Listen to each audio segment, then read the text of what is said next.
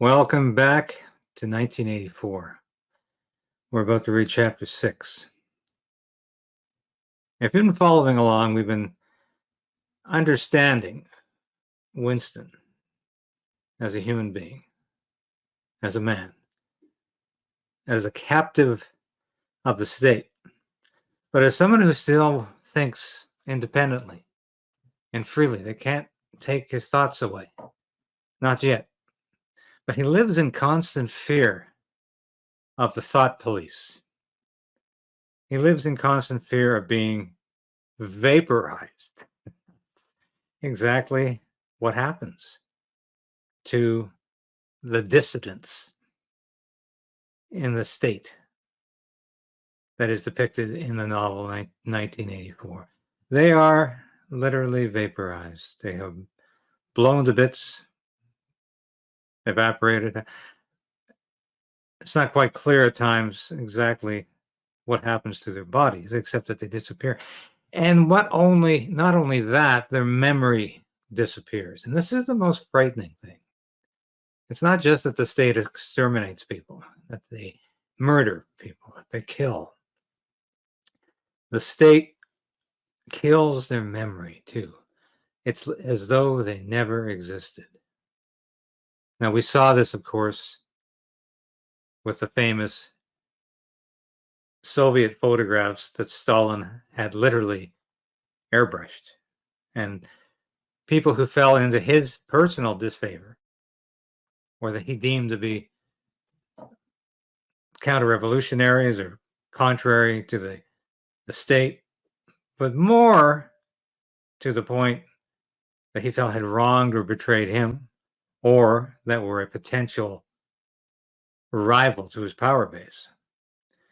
These people disappeared from photographs. They were airbrushed out.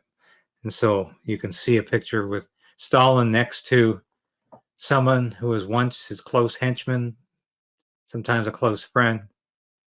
And you see that same picture when that person has been airbrushed out of the photograph. And of course, these were the days of pre-digital photography when you had to literally airbrush people out of photographs in the developing process. Now, of course, it's much easier. We have so many photographic tools at our disposal on our smartphones where we can make people literally disappear. And is that not a frightening thing? To some degree. Because we haven't yet come to the point where people disappear from the memory.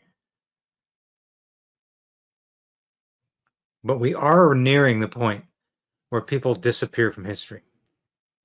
And because so much of our current affairs is a product of the internet and of social media, it's the control of that social media that is integral to the control of our thoughts, of our feelings, and of our politics. And this is why Justin Trudeau in Canada is going after internet media with a three-pronged censorship attack.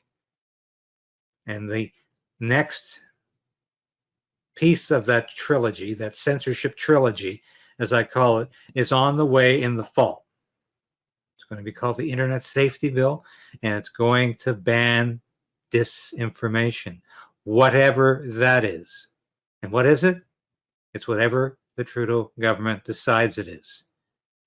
And if you read the background notes, the background studies, or as the government likes to say, the backgrounders to this bill,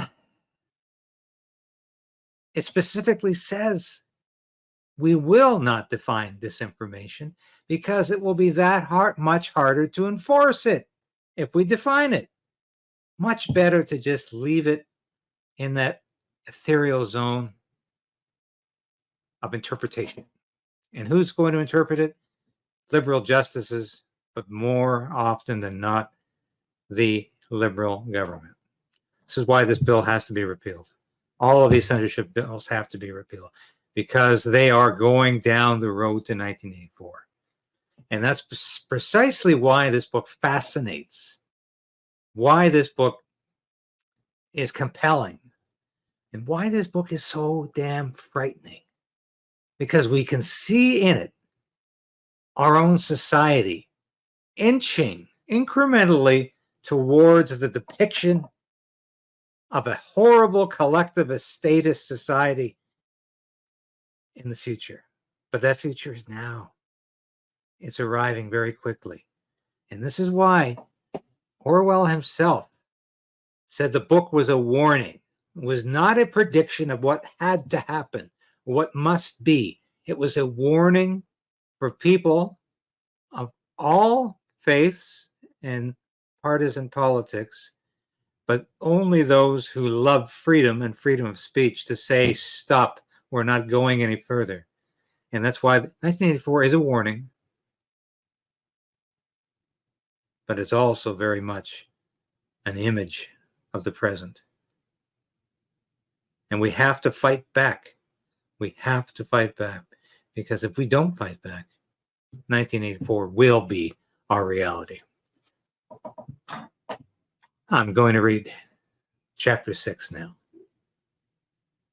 And you know what? This just gets more enjoyable every time we do it. Hi, this is David Krayden from Krayden's Right and Stand on Guard. Join the resistance. Resolve to resist. Become a member of this station. I've been practicing journalism in one form or another for over 30 years. I've worked in print, radio, and television for a lot of prestigious publications and media outlets. I was an Armed Forces Public Affairs officer. I worked in Parliament Hill. I know how Ottawa works, and I know how corrupt federal government can be. But you can play a part in opposing Justin Trudeau's government and Justin Trudeau's plans for Canada. You can become a part of the Krayden's Right resistance. Now, I urge you today, please support this station in any way you can. And ring that bell, subscribe, because that ensures you're at least going to continue to be able to watch these episodes. You'll beat the algorithm. But more importantly, I need your financial support. I hate to ask, but that's what I'm doing. I made a decision to pursue independent media because I believed it was the best possible route for me to take as a journalist and as a concerned citizen of Canada. So you can become a part of that. And at only $5, you can become a part of that on YouTube, on Substack, and with Buy Me a Coffee, a one-time donation. But I need your support. And from the bottom of my heart, I thank you. If you've already done that, if you're already supporting the station, thank you. But if you haven't, make that decision today. So we are in a very precarious position in this country. We need political change, but we also need to resolve to resist.